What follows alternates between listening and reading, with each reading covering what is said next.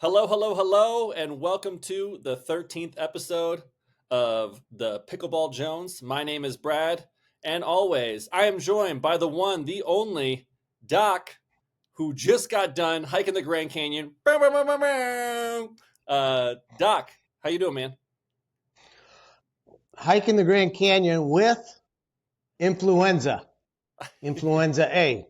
So we put the over and under as far as the mortality rate for 70-year-olds with influenza. Yep. Plus, then you add in influenza and hiking the Grand Canyon, and it's actually a modern miracle that I'm even here. Yeah, man. I of course saw you the day or a few days before. You looked like hell. You did not look like somebody who could hike the Grand Canyon, much less get off the couch. And everyone must have been extremely worried about you hiking to the bottom of the Grand Canyon and then finding a way out of the Grand Canyon. But tell us about that experience. Tell us about what was basically the equivalent of the Michael Jordan flu game, but on steroids, with you going toe to toe with the Grand Canyon as a 70-year-old with the flu. Yeah, they basically don't mess with the doc. So the night before, I was diagnosed on Monday, positive for influenza A. And on Wednesday, I was still feeling really poor. And we were up at the South Rim, ready to go down. I had my sons and a whole group, as you know. And I was not doing well. So we came up with this plan that I couldn't stop coughing. So what they wanted to do is check my aerobic reserve. Yeah. So I had to do 20 jumping jacks to see if I could even, muster up enough energy for that. So anyway, I got to 17. My sweatpants fell off. Everybody got grossed out, and we left it at that. And so anyway, I was supposed to do a 5-minute trial in the morning, go down on the Bright Angel and come back 5 minutes. I said, the hell with it. I'm going down, and hopefully I get out. And that's how it went. And just one foot in front of the other, and I made it out. Congratulations. So, How was the yeah. hike down versus the hike up? Hike down, I know you've been to the Grand Canyon, but the hike down, very little aerobic challenge, even though it's 6.5, 7 miles down, I think, to Phantom Ranch. But it does take especially on an old body, it takes some mechanical wear and tear on your knees, feet. So some mechanical wear and tear going down 7 miles, but not much aerobic issue getting down there. Now getting out was another story. Yeah. I don't know, anything bad So, on that? well, no, just all these people kept looking at me like this old man shouldn't be out here. I swear to God, they looked at me. One guy told me, you need to smile. I almost pushed him off the ledge. I swear to God, I was going to push him over the edge. He said, you would need to smile. I go, bullshit.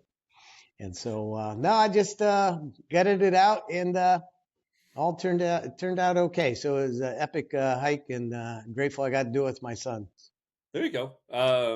How was I know that you were too cheap to get the steak dinner at the bottom at the Phantom Ranch. Instead, you opted to save $10 to get the stew dinner. How was the stew dinner versus what did the steak look like?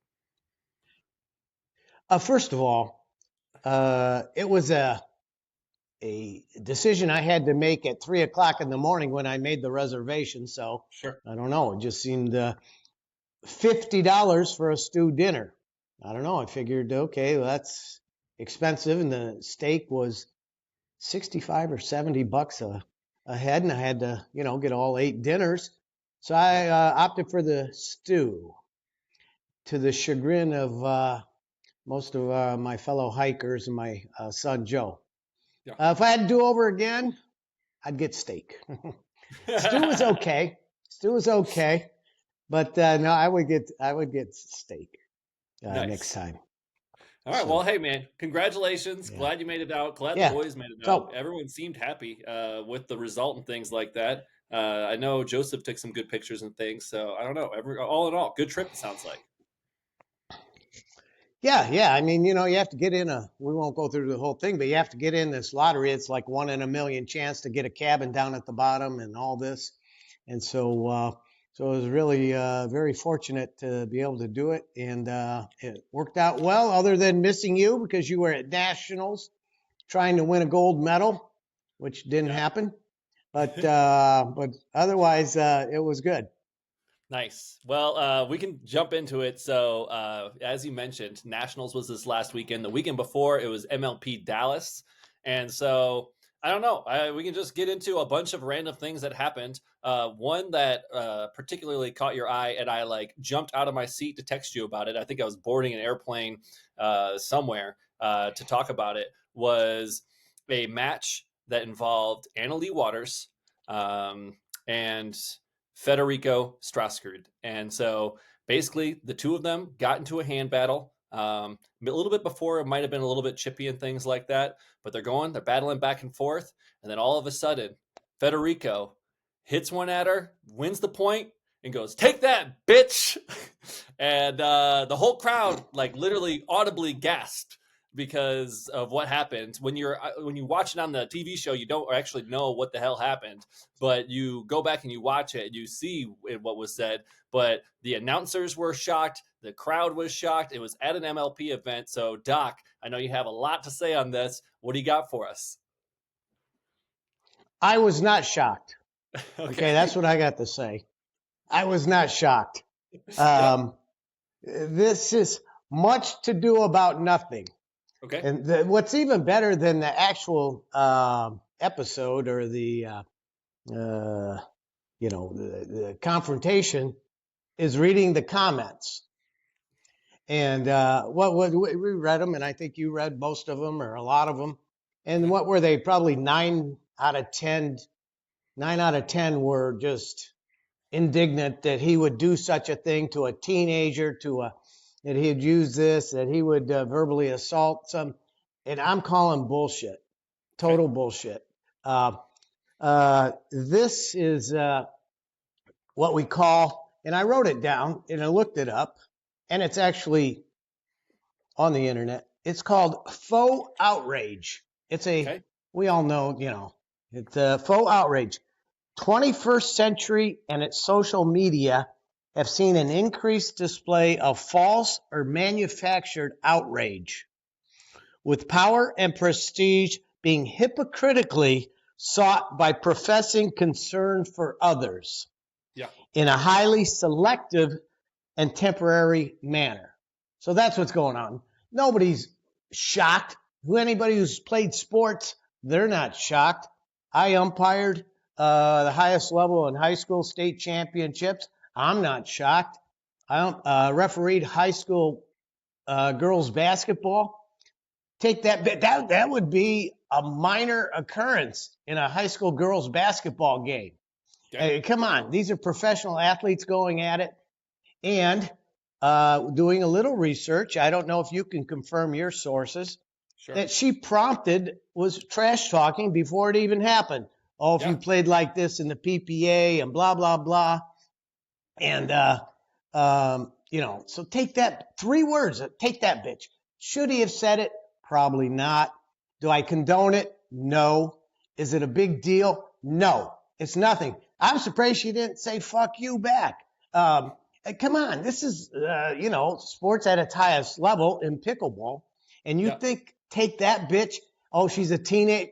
Get out of here. Anybody who's been in sports, and like I said, I've done high school. This is a every game occurrence. Now, I will say, remember one of our first broadcasts. Mm-hmm. You said you liked MLP. You liked the interaction and the, in your face. And I said, that's what's wrong. I like emotion. I like being excited and for your own shots. I do not like taunting. And that's what this is. And that's what's gotten out of control in sports. And so this is, this is just part of sports now, this taunting behavior. And anyway, it's much to do. 3 words. Take that, bitch. It's nothing. It's nothing. And these people trying to make it something, they're the hypocrites, fake, And you think she hasn't heard this before? You think she hasn't said it before? No. So again, don't condone it. He should apologize. He did apologize. Move on.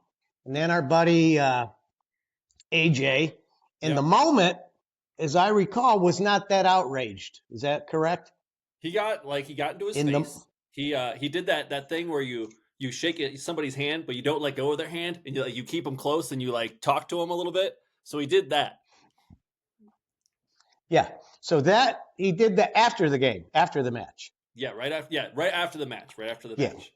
So if he was so incensed, if somebody said this to your 6-year-old, yeah, you're going to jump over to the net and, get it on. But he was not indignant at the time it occurred because that was in the heat of battle. It was normal. But then all of a sudden, he reads the comments. He reads all this stuff that he should have probably been more outraged. That's what I'm guessing. He should have been more outraged. And then at a later date, I hear he had an altercation. And I'm thinking that's just, I wouldn't mess with the dude. He's a hockey player. Oh, yeah, take that bitch. In hockey, that's like saying good morning. That's like saying, how you doing? Are you kidding? So anyway, but he had to stand up and he had to show his machismo, and and then he got in some altercation at a later date and got suspended or banned. But I think that was all manufactured too, because he saw this. Hey, I need to show some sort of faux outrage that he didn't experience initially. But then once he read everything, or people got it. I was gonna say, so then he had to show something. You're right. Like, I do think that what happened was he was probably reading the comments, seeing that everyone was like, "Oh, you should have stood up." It was like, "Fuck this! I'm going to go out there and stand up for her." And it probably all could have, if there was no social media like hyping him up, he probably would have just let it go. Because that would seem like the strangest thing to me. Like, I've been pissed about like not wanting to do something more, but not so pissed that the next 3 days later I go and start up a fight over it. Like maybe in the moment of I'm playing basketball. And then, I'm already pissed at the guy. Yes. And then I go and I do something, and then it turns into a fight. Like, I kind of attempt to fight, but I want to just, walk up and be pissed. You know what I mean? Yeah. That's right. It would happen then. It would either happen right at the moment. He would have been so pissed off and said, "This is across the line." He would have jumped the net.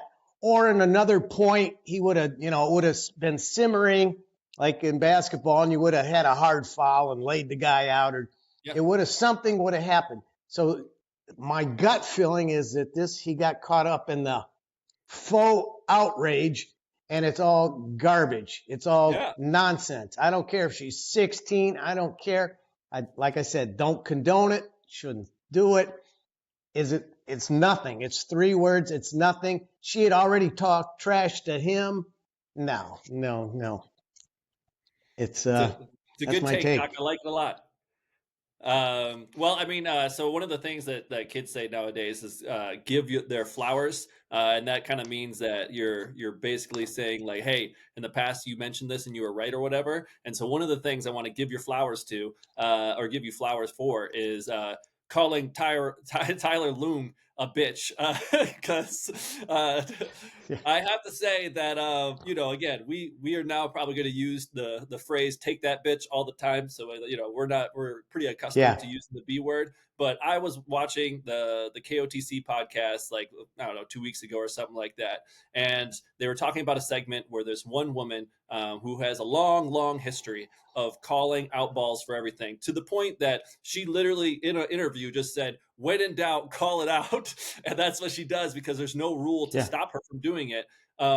He was asked about this by Jimmy, and he refused to call out the woman for it. It was Salome, and he refused to say anything, even though he probably will never, ever play with her. But he just did. He wanted to take the Switzerland approach. And I had to say, it was between that and then finding out that last week he played one-on-one against Annalie Waters in an MLP. He had to do the singles challenge against her, and was getting some points taken from her. And then she talked shit to him, and basically called him a little bitch. And I don't know. I just have to say, both those things combined make him feel like a bitch. You called him a bitch a long time ago, or a puss, and I just have to agree with you. So anyway, congratulations on that call, because that's another one that you got right for sure. Yeah, that was an easy call. Again, could be the nicest guy. Seems like the nicest guy, but he doesn't seem to have quite the fortitude or something, to stand up against these players. But he's playing at the highest level, so he must have some sort of aggression somewhere. But boy, you don't see it, and that's maybe how non-confrontational. That's how he goes through life, trying to avoid confrontation. And which, when you become when you get 70, you start looking for confrontation. You're pissed off about everything. As your father and I, you can attest, we're just pissed off, about anything. Somebody walking across the street and jaywalking, it should be a felony. But that's how. I was going to ask you about is because, like, as a long-standing person who's pretty non-confrontational for the most part, I mean, it will come up every once in a while, but I think I'm probably like more of a pushover than I should be. What is some advice you have to Tyler Loong and to people like myself who don't always go the confrontation route? Well, I have to say, I was, excuse me, that's my influenza, but I used to be like Tyler Loong, and I was in a field and specialty that confrontation was not good. You're always worried about medical legal aspect, so you were never trying to be in anyone's face or your patients or anything like that. So you were always kind of on your heels with that regard. But with your partners, so I had partners that were jackasses and older than I, and I had a difficult time. We had zero tolerance policies, and they were, shall we say, abusing them or violating them. And it was difficult to confront these people. And then finally, as you got older, more mature, you just, it is what it is, and you had to call them on it. And certainly, like I said, as you get older, it gets easier. I don't know what it is. You don't give a shit. Yeah, you just don't give less care. fucks. Less fucks are given. Yeah. You still try to be a reasonably nice person, but you're certainly, your trigger is much shorter. Yeah. No, all right. Well, so I just thought about it. But I did have to say, like, when you're getting called a punk ass by a 16-year-old girl, you know that, like, people don't respect you. Yeah, something's amiss. Yeah. If you don't have, so in that regard, you got to do something. I mean, you got to stand up and do what Federico did and say, "Hey, take that, bitch." Yeah, take that, bitch. 3 words. That's it. Come on. The fact that she didn't come back with "fuck you," I mean, that's just amazing. Could you imagine how does that play out on a recreational court? Yeah, with us. Well, I mean, it was exactly what happened when Tyler Loong got yelled at by Tyson McMuffin, and he kind of just took it. You know what I mean? He didn't have anything to say. And to your point, both times you said if you were Tyler Loong, you would have told him to go fuck himself. And same thing with Annalie Waters. You just got to be like, hey, fuck you. I mean, people don't want to hear, but when Ben and I got in it, and he made a call on his side, and I said it on our side, and I said, it's not your call. And he goes, well, I'm making the call because you cheated. And I go, that's not your call. And then, he came and, obviously he's a ripped young man, could pound me into the ground. And I still told him, fuck you, get out of here. Yeah. So you gotta stand your ground. Depending on if you're in the south side of Chicago, I would probably retreat. Good advice. All right. Yeah. So know your audience. Know where you're at. More from the world of pickleball. Ben Johns was on the KOTC podcast. He's actually been on a few podcasts. I think they had off for a few weeks, and so he just joined a bunch of podcasts. I think he's here next week, isn't he? Where's here? Don't you have them signed here on ours? Don't you have them? Is that in a few weeks? You have them signed up for us. It's going to be coming here. That's right. Forgot the pickleball A little slow there. We'll get 'em. Yeah, you're a little slow there. My bad. We'll Get them. when I'm in Mexico, I'm gonna do my best. That's gonna be my move. It's gonna be like, there you go. Johns, I don't want any advice from you, but I want you to come on to the podcast. We need to get more than 14 viewers. Yes, he'll do it. I swear. Yeah, we'll see how it goes. He's a good guy. Yeah. But he talked about that one where he was playing JW and Dylan Frazier, and we talked about it before too, because it was towards the end of the match. The ball hit the tape and it hit him in the chest, and the next play he just said fuck it, and just hit it, and the ball went a million miles out, and it looked very similar to what happens to you when you get when the game gets close. He stole my move. Yeah, he stole my move. I usually Yeah. And so when asked about it, he just said that it was frustrating. He doesn't like it. Like, doesn't like when the ball hits him. He thinks it's embarrassing, and he got frustrated. And so that Colin Johns feels the same way about netlets. But I got to ask you, Doc Maffo, what is the most frustrating thing in pickleball? For me, the most frustrating thing is not net points or those sorts of lucky shot. It's when some opponent is playing way over their ability, and that always happens. And when they're just shot after shot, it's like their best round of their life in golf or something like that, and it's just you're better than this person, but they're somehow pasting the lines, and they're returning smashes and doing the, and you should be kicking their ass. And instead of settling down, it obviously gets me more riled up. I lose my game. I try to hit the ball harder. And so anyway, when my most frustrated is playing against someone that I think I am a higher level player, and they're just playing out of their ass and beating me. And that's the most frustrating thing. That's a good answer. That's why I'm not a professional athlete. You have to be able to play through that and, take it and, and move on. And I can't do that. And therefore, I am languishing in the 3.0, 3.5. Is that the only reason why you're 3.55? Yeah, there you go. Is that the only reason why you're not a professional athlete? I would think the mental. Yeah, I can't think of anything physical that would be holding me back. I didn't think so either. I was just asking. No, that's a good answer. I think, I don't know. I can literally picture a million times where that's happened in the past, and it is frustrating as hell because you're just like, this is not how this is going. Normally, I would kick this person's ass. Like, what the fuck is happening right now? Well, it happens, in fact, you and I quite a bit when teams we think we should be dominating and we don't. Sometimes it's due to maybe somebody's lack of effort or lack of concentration. I won't say who, but sometimes also, our games, I guess even with the pros, but usually there's a little less ours can be, we can play bad, but we can play good. So it's quite variable. And I can. I really play to my competition. It's not. It's the worst habit I have. You do. I don't have that. I don't have that like killer instinct just to like go and like snap out of it. It's just whatever I'm playing against is who I'm playing against. I'm in where the hell am I right now? Colorado Springs, and I played the other night with like some 2-0s. And I was sitting there playing, and I could not believe how bad I was. Like sitting there, just like hitting crap. It's just, I don't know. It's just me. Well, that's what happens. You come play with us, and I tell all my brother and everybody, I go, oh, Brad's a 4.5 now. He's really playing well in these tournaments and doing well. And you come play with us, and you look just like us. Bunch of schmucks. I don't know.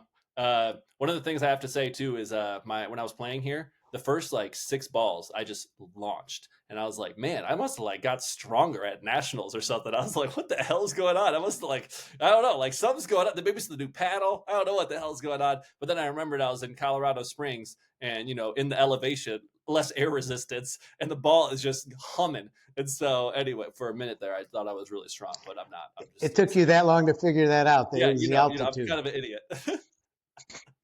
Man, all right. Oh man. Anyway, all right. So let's talk a little bit about nationals. Ben Johns and Colin Johns met a new pairing in the semifinals, and I was actually at like the last bit of this game, which was pretty cool to see. It was Tyler Loong, who we talked about earlier, and James Ignatowhich, and the two looked really good to the point that like for a minute there, it seemed like Loong and Ignatowhich could pull it off. Ben seemed really frustrated. Colin seemed really frustrated, and then all of a sudden, we had a concussion watch. So a ball comes, hits off of Ben Johns' paddle, and ricochets right into Colin Johns' face. And for the hot minute, it looked like it might have hit his eye because the dude drops to the ground and he's like holding his face, and it makes it look like it's holding his eye, but really hit him in the forehead. But anyway, he used the entire Jesse Irvin 2.0. Okay, here we go. He used the entire 15-minute medical timeout. Jesse Irvin 2.0. Okay. Very similar. Did he stick his ass up on the camera? No. He was just laying down, and it was always like it's pretty funny just to see like Ben John's like sitting next to him, and he's just like kind of twirling the paddle, and he's like checking on him a little bit. Because I would say if you contrast that to what happened earlier in the week, JW hit your girlfriend Megan Dizon in the back of the head with his paddle. Go ahead. Whoa, geez. Oh, don't be picking on Megan. So literally, this is the second time this has happened to Megan Dizon, where she got hit with a paddle, hit a JW forehand into the back of the head, and JW didn't even like check. He was like, "You good?" And like that was it. She's like laying on the ground, concussed. He was like, "Are you good?" And then he's just like sitting in the back, just kind of hanging out, waiting for her to get up. And it's just like, oh no, it's a weird contrast because at least the brothers cared about each other, and JW didn't give a fuck. No, I wouldn't say that's just his. Like he's oblivious. Yeah, that's just him. Yeah, I don't know. But so anyway, they. So what happened to Colin? What happened to Colin? He gets up. He's good. All right, after 15 minutes, but he takes the whole 15 minutes and whatever. But then the tides turn a little bit. So nationals, you're playing best of 5. At this point, they were up 2-1, and lo and behold, it goes all the way to a game 5. And Ben Johns and Colin Johns put it away and end up winning the whole thing or whatever. But there was a big change of momentum, and I do think that that timeout really changed momentum. So my big question to you is, what is the biggest momentum swing that you've experienced, that you were the actual cause of, or that you've witnessed in real life? What do you got for us? I've got a great one, but it's not going to resonate with everybody. Okay. It's 1992. Okay. It's the NCAA semifinals. Indiana's playing Duke. Yep. You with me? I'm with Indiana's playing Duke. And Christian Laettner, that jackass, they had just beat Kentucky, on that crazy shot that they show all the time. But Indiana's the best team in the country. And hits it. Yeah. Indiana's the best team in the country. And there's 40 seconds to go in the half. Indiana's up 12. 40 seconds to go in the first half. Indiana's up 12 on Duke. I know this is a crazy story, but you got to stick with me. So Eric Anderson, God rest his soul, great player for Indiana, played in the NBA with the Knicks, good guy, nice guy, smart player, very smart, Bobby Knight, prototypical player. He shoots the ball instead of waiting to the last second of the half. Okay. He shoots the ball from the corner with 40 seconds to go, and the shot clock back then I think was 45 or something, but all they had to do was throw it around, then take a shot, and they'd been up 12. He shoots it from the corner, bangs it, clanks it. I go, what the fuck is he doing? And so he shoots it. Duke comes down, hits a 3. All right, now we're down to a 9-point lead. I go, God damn it, he's going to cost us the game. Indiana turns it over. They come down, they hit another 3. 6-point game. Yep. Indiana somehow craps her pants, fouls them. 4-point game. So I went into half, Indiana up 4, and I go, that bastard, great guy, but that bastard cost us the national championship. Indiana's going to lose this. And then in the second half, we lost with the help of Ted Valentine. You know who he is, the jackass referee. But anyway, he called it technical on Bobby Knight. But anyway, I called it at the time. That's my biggest change of momentum. He didn't cost us a game. He didn't cost us the Big Ten championship. He cost us the national championship with one shot that I called in the first half. I said, that's going to cost us a game.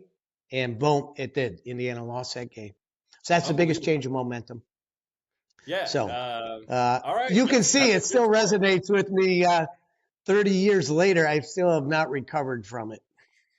So to your point, to go up or to be up 12 points with 40 seconds left at the half and to drop it down to a 4-point lead, that's rough. That's a rough one. And you had the ball. You didn't have to do anything. And he's a smart guy. And anyway, that was the biggest. And I called it. Nostradamus. I said, that's it. That's going to cost us a game. And it did. Yeah. Well, I mean, I don't know. I would say Nostradamus, but then also we know that you have a tendency to skew negative and to see everything as the end of the world. So God. That part doesn't surprise me of that story. Yeah. Any missed shot would be, oh, that's it. Game's over. Yeah. Yeah, we literally talked about it earlier with when you were talking about the most frustrating thing at pickleball. Anytime that someone's doing well, I don't know, like they get like a few good shots, and you're just like, oh my God, it's over. They're gonna you just have that mentality in your head. Again, that's the only thing between me and professional athlete is that mental block. You would be Ben Johns if I could have if you had that mental mental game. Yeah, mental toughness. Yes, I understand. All right, a few more things. Anyway, so that's my biggest. It's a kind of a bizarre, off the wall, but it's still resonates. Yeah, I mean, you literally got the Indiana jerseys right behind you. Obviously, you're a big fan, and I knew you would have a good story to this. So I'm glad you shared. And thanks, sorry about the national championship, 1992. Yeah, 31 years. You almost had it. Yeah, 31 years later. Yeah, still bugging me. All right. Well, I guess like another losing streak that we have to talk about that actually turned into a winning streak is our guy Riley Newman, who you and I both don't like as a human being. And again, he might be a great guy. We don't know. Whoa! Not as a human being, as a player. Yeah, as a player, you're right. And a teammate. We think he's probably a jackass too. But we don't know. But we don't know. Yeah. Anyway, he and his DC team finally won something, right? Like it's been months and months ever since the breakup with Matt Wright. He hasn't really done anything, and he finally has his DC pickleball team, the worst named team in the sport, beat the Orlando Squeeze in the MLP finals. Riley Newman, who was the best player on the team, did not win the MVP. But Anna Lee Waters' boyfriend did, Christian Alshon. And so I guess, like, first and foremost, congratulations, Riley Newman. We won't give you shit. Just kidding. We still will because we don't care. But yeah, take that, bitch. Take that, bitch. But the other big one was Christian Alshon. And Christian Alshon, everyone's going through doing like the sideline reporting.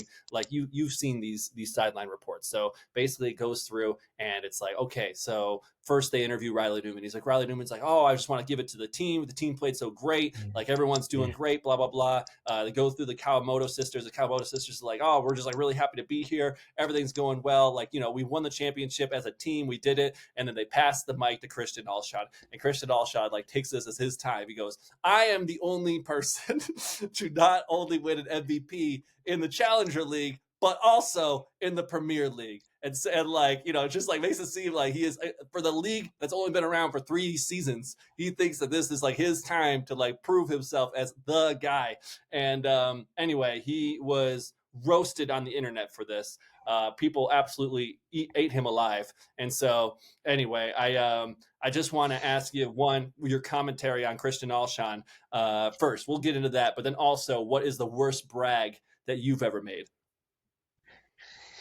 Okay, first of all, that guy, Alshon, he doesn't piss me off for some reason.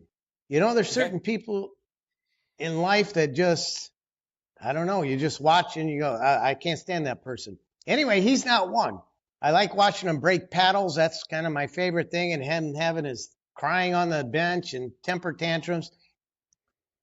And him actually saying that adds to the mystique. For some reason, that doesn't annoy me. It should, but it doesn't. So I'll give props to him.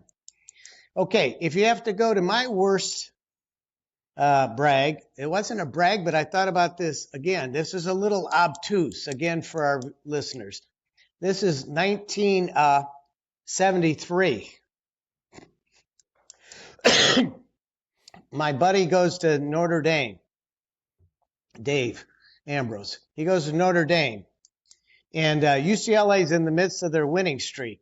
We've won 86 straight games, 87 straight games. And they're playing at Notre Dame. And he calls me and says, oh, we're going to beat UCLA. And you got to remember, UCLA hasn't lost in, 3 years. I said, bullshit. You're not going to beat UCLA. They're going to kill you. In fact, if you guys beat UCLA from Bloomington, Indiana, and in IU, I will crawl on my hands and knees to South Bend, Indiana, to Notre Dame, to your dormitory. Well, shit. Notre Dame beat UCLA. And anyway, that was my worst beatdown after I told the guy I was going to crawl on my hands and knees from Bloomington, Indiana to Notre Dame. And but I didn't follow through with it. So, these are bizarre, aren't they? These things stay with me. Oh, it's just little things. I would say mine is actually like almost equally as bizarre. It's not even a brag. It's just like just a fucking outburst. All right, so this also occurred in Indiana. I was playing a game at Marquette High School, which you know well and whatnot. And in fact, you were refereeing our game. We ended up getting into the court. I still have my Marquette shirt from that day or whatever. We got on the court. We got to play. I think the Bobillos were there, all sorts of people. And you reffed the game. And at one point, Chris and I, because back in the old days, Chris and I used to always get into fights whenever we played basketball. Chris was on the other team. We got into a fight. And I think, I was a skinny person. I'm still a skinny person. I have sharp elbows. And at one point, he sat there and he was like, hey, will you be careful with your elbows? They're sharp. And Doc, you were right there. Because I remember you said, and I said, I'll stab you with these elbows, you fuck. Oh, yeah. Like, you just start laughing like oh my God, what an idiot. And you're like, calm down, you two, calm down. And I'll just never forget that, because what a dumb fucking thing to say. But I did, just because I had an outburst. I didn't remember any of that until you said, I'm going to stab you with these elbows. And I remember that. I remember you punting the basketball in our driveway about 4,000 feet into the desert when you got pissed off about something. So, you've had a few. Basketball was, you were a little volatile. Doc, I remember one time, and I don't know if you remember this, but I think I pissed you off one time in the front driveway to the point that you pushed me into a bush, and I broke through your bush, and I was just like there was like a pretty like sturdy, because all the plants in Arizona are pretty like sturdy, and you pushed me into the bush, and my whole body just like went through this bush. The bush is completely ruined, and you were pissed off at the moment. You were like, I don't give a fuck, and somebody else had to help me up. Did I say take that, bitch? You might have. Yeah, I probably did. Yeah. See, that's how. Like that's how you child, and you were like a 60-year-old man or a 50-year-old man at the time. So, but you didn't give a shit. No. Don't be using a teenage. No, that's not going to work. No, your live game. You come on my court. Now, little kid. Yeah, I think parents get carried away, and like I said, but take that, bitch, when you're 60. No, no, it's nothing. I got to go back to it. It's nothing. It's 3 words. Yeah. I heard refereeing high school basketball. That'd be the calmest thing I ever saw in the high school girls game. These girls were rough. They were mean and mean-spirited. I'm telling you. So Well, I had to bring that up because I wanted to know if you remember it, but I literally remember. I still think I about all the remember I'll time. stab you with my elbows. I I'll remember stab you I with these don't remember elbows. You any. fuck. I literally said that, and Yeah, yeah, you were just like so astonished that I said something so stupid that you were laughing, but you also were like, "All right, you need to calm down, you jackasses." yeah, yeah. All right. Anyway, Me, okay. me, So be, me being the voice of reason. That's yeah, unusual. yeah, exactly. Well, I got a few more for you. This week, Okay. there was a couple of debates. The first one we want to talk about is that I know is something that you and I are going to take a little different stances on here. Is should the serve be a weapon? This was a Yeah. big discussion Hmm. point. Right. Your girl Leah Jansen, who used to be not our girl but is now one of our favorites, she mentioned Yes. how one, they need to change the ball because the ball is too dangerous and they need to slow it down some. And two, that the intention of the serve was never to be a weapon, and that they need to figure out a way to change it and make it not a weapon. And her suggestion was a drop serve. So anyway, I'm going to kick it to you to take your side of this debate. Yeah. I'm not a history buff in pickleball, but I'm thinking the spirit of pickleball was when the game was invented was not to be dominated by the serve, as in tennis, where the serve is a weapon to be used in tennis. I don't think that was the spirit of pickleball, and I don't like it now. I don't think people go out there to be aced or and you can say, hey, tough, learn how to defend it, learn how to return it, learn how to hit a good serve. I don't know how you're going to legislate it out. They've already taken the spin out. I mentioned maybe they make the server have to go back further or some line, or like you said, Leah Jansen, if they used a softer ball or something. But no, I don't think the spirit of pickleball is to be dominate. The pickleball is supposed to be the volley and the strategy and all the interaction. I think that if you could just throw the ball over and start the volley, it would be better. Yeah. I don't think it's supposed to be a weapon to be used. And again, that's my personal feeling. I think the spirit of the game, if I did some research, I might find that out. It's literally in the rule book. And so Like I that have is this the strong, actual rule. It mentions like the serve, and the serve being, to your point, like it's not supposed to be a weapon. And like I don't know the exact ruling, but I know literally in the rules yeah, it says like this is supposed to just be like get it in play, and because like the intention is yeah. for the game to be more than just the serve. Well, and the game's evolved. The Yeah, ball's harder. You've got these paddles now that rocket the ball. So again, it's like golf and other sports. Um, that the technology now has surpassed, and you have to modify rules to accommodate it. And somehow I don't know how you're going to do it. Again, changing the ball or moving the server back or doing, because what are you gonna, don't hit it so hard. I don't know what you're going to do. You eliminated the spin already. yeah, And so I don't like it. I don't like it at all. In okay, fact, fair and I enough. don't use it and I don't practice it. I do try to hit the lines every now and then to move the person around, but I don't try and I just try to. And I don't know. You're watching the pros. Most of them, you play much higher level than I do. Is this something that at 4.0 or 4.5? And the one time we played, we played, and this guy had a rocket serve. He wasn't that good, but Yeah, we couldn't get his serve back. And whenever we did, we won the point. But he really dominated us just by the serve, and I don't think that's what you're supposed to do. I don't think yeah. that's the game. I would say that there's a few players I play with. There's Chad, who's like a 4 or 5. Competes in 4 or 5 tournaments, so he's pretty good. And then honestly, one of the guys that beat us in doubles, his duper's like a 4 or 8. And both of them have just good, Yeah, powerful serves that if they hit it long, and if you're on the wrong type of court, I think that's where it's like the biggest problem, because you can always stay back, right? Like if you can get far enough back, you can return yeah, anything. Same thing as in ping pong. Like if you can get far enough from the table, yeah, nothing is coming that hard. The problem is like if you have a shortened court at all, or if you have some backdrop that like hinders your ability to hit the ball, that's where it becomes a problem. So I don't know. I would say that one, I understand that the technology aspect of things, and I really think that the best way to stop the ball from moving so fast is just to change the ball, find a way to make it softer.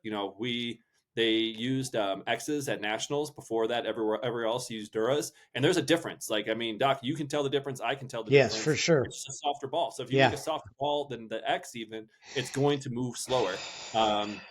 So that would be one aspect. Yeah. And honestly, the only time I really think about the serve as a weapon, one, you always want to just serve it deep, especially in singles. And you learn that the hard way because of everything you have to do in singles is deep. Otherwise, you're just going to get your ass handed to you because there's all these tennis players who know how to Yep. hit a good line shot. And if you don't serve it deep, they're just going to eat you alive. And so, you kind of have to learn that. But that's a deep serve. Yep. That's not like really a hard, powerful serve.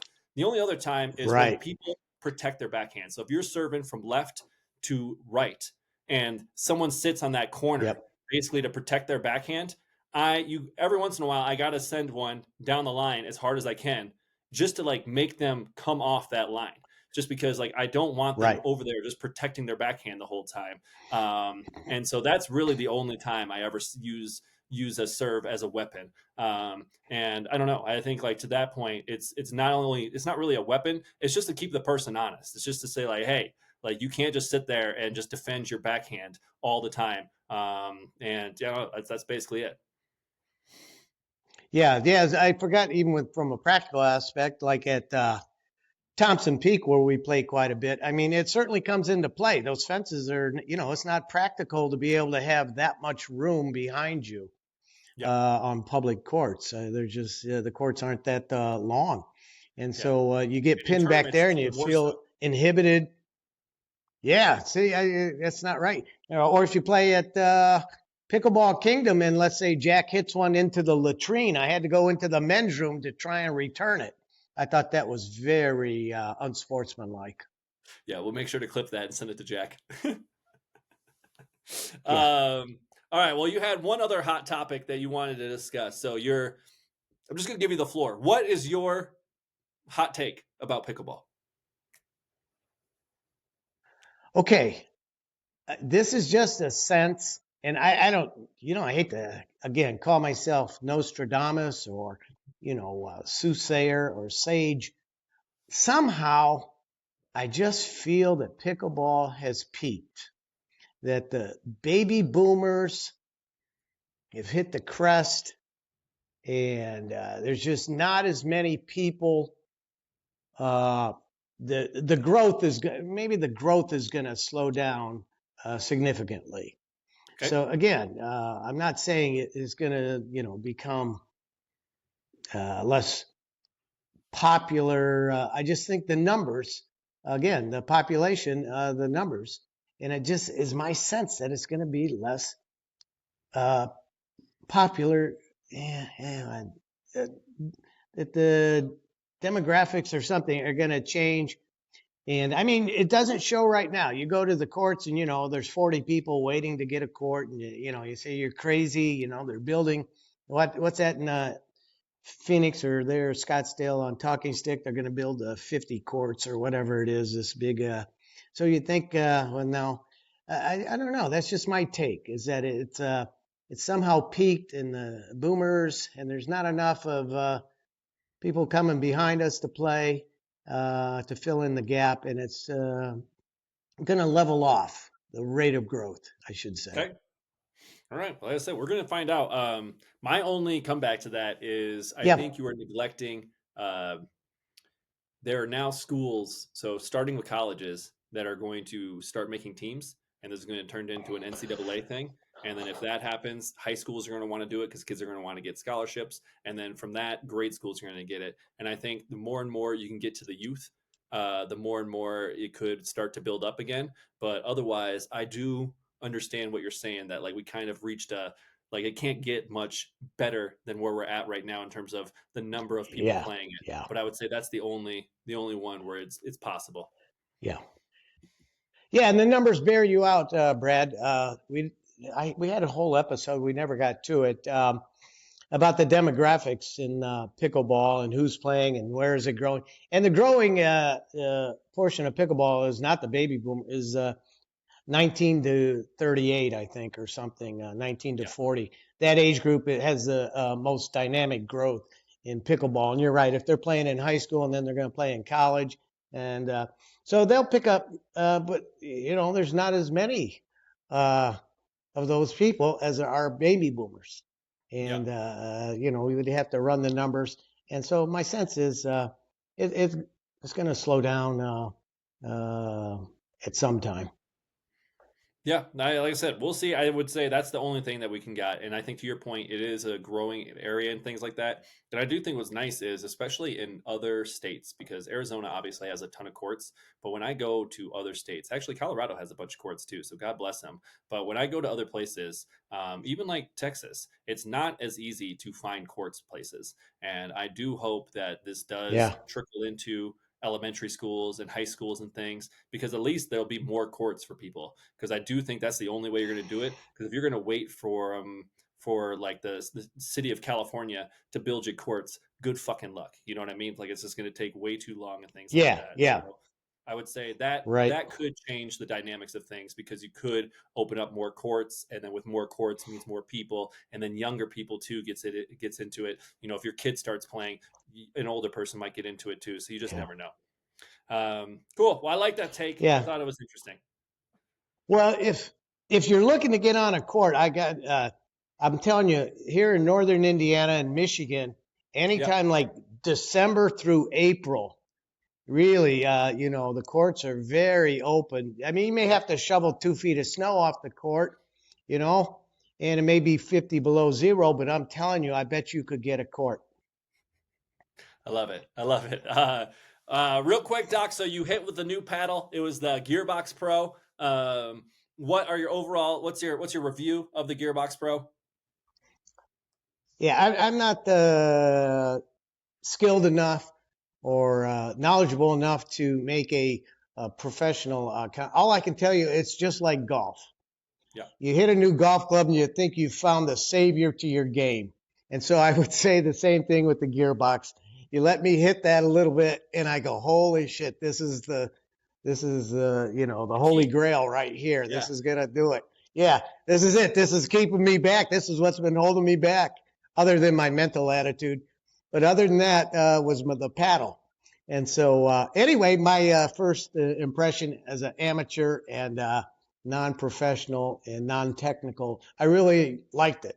I liked the soft and had quite a bit of pop. And anyway, I was very, very impressed with it. And certainly when you get tired of it, I usually get your hand-me-down, so I'll take it.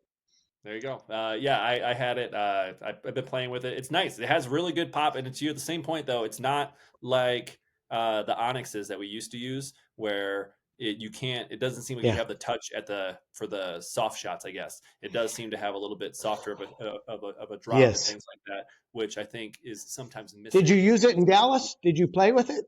No, I did for singles. Did you play? And then Grace got her hands on it and was like, "Oh, I'm going to use this." And I was like, "Oh yeah, that's all you need is more power." And so, anyway, that was I used my Ben Johns from there on out. Well, Grace is a little bit like me, thinking the paddle's the only thing holding her back. So, So that happens.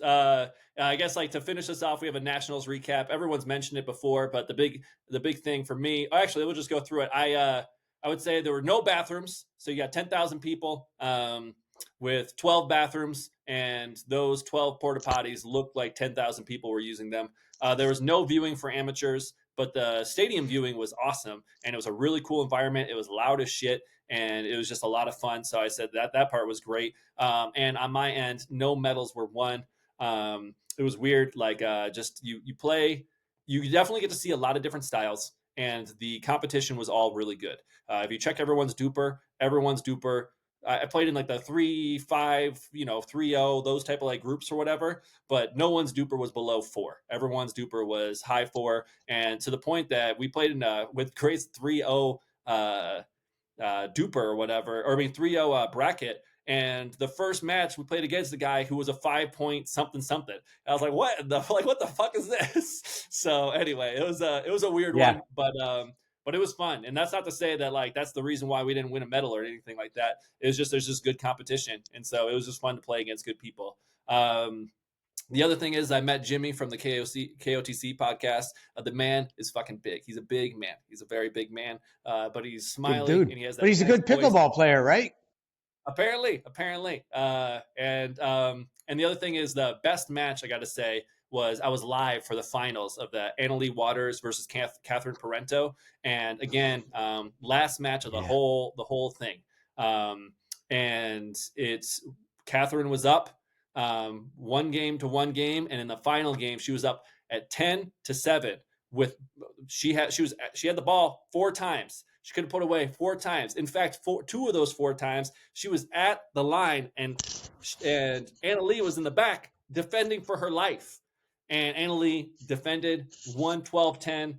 And a big choke job from Catherine Parento. She gave her a hug and everything afterwards, but then Catherine literally was crying and like ran off. I felt for Catherine, but also it was cool to watch the baby go like put in work and crush things. So I got to give it up to Annalie Waters on that one. Yeah. Her and her like 6 bodyguards that she have now. We're very excited for her. Yeah. No more free shoestrings for us and sitting right next to her and her mom anymore. I suppose that's what we were. So that's what we were. I was sitting right behind Lee Waters. I like walked right up and I literally said like Annalie was there and she was just signing. I was like, can I get your paddle? And she signed her paddle. And I thought she was going to give it to me. And instead she gave it to these like 3 guys who were dressed as pickles and were like there the whole weekend, like cheering her on. So I wasn't like too upset, but I was the reason why those guys got that paddle, because I was literally like, hey, can I get that paddle? And then she literally calls her mom. She's like, Mom, can I give away this paddle? And she's like, yeah, go ahead. And so those guys owe me a thank you, because otherwise they wouldn't have got shit. Yeah, that's right. The last one real quick. I also met a fan of pickleball, the Golden Bachelor. His name looks like Jerry, or Gary with a G, but it's actually Jerry, or the other vice versa. I have no idea. But anyway, really nice dude. I've been watching this show. My mom's been watching this show. Doc, I know you've watched the show. So what is your quick review of the Golden Bachelor? Nauseating. I don't know. I can't stand to watch 70-year-olds make out on TV. I don't know. Somehow it nauseates me. But my wife's a big fan. Kim's a big fan. She goes, they have the watch party down the street with Jane. And so, but even she's a little put off by it. Hey, I wish everybody happiness, especially a widow or widower. And so I hope they find happiness. I could not do that in public on TV. And so part of it seems a little disingenuous, but overall, hey, if you can find personal happiness, go for it. I don't want to watch it. All right, fair enough. He's a Hoosier, so does that bring you? And do you feel I know tied to him? No, he doesn't. No, I don't. Does anyone I think know him? that's Does anyone from he represents the neighborhood know him? No, we don't know him. I don't know where he's from in Indiana. He seems, I don't know. I can't, some of this seems disingenuous. I don't know. Okay. But obviously it's for TV, so I'm sure they tell him to act a certain way. And yeah. I mean, the dude so, is hey, like, more power to him. He was very nice. Like he is a genuinely like nice dude. He seems very happy. Hold it. You talked to the real dude? Yeah, I got a picture with him. You talked to with the real Golden Bachelor? The real Golden Bachelor. What do you think is going on? Oh, I thought you were talking about a doppelganger or whatever the hell you guys call it. I thought you were talking about a lookalike, the actual guy. Holy shit. I didn't know Mom was watching it. Otherwise, Man, I'd have gotten her autograph. Oh, wait till I tell Kim. Oh, yeah, this is cool. Right now.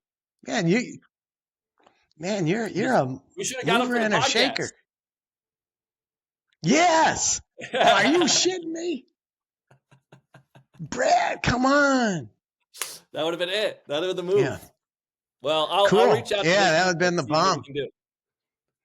Yeah, you reach out. All right.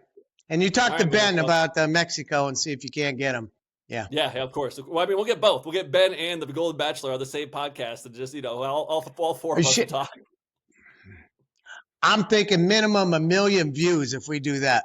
Yeah. We'll see how it goes. Just the crossover will just be so big on that one.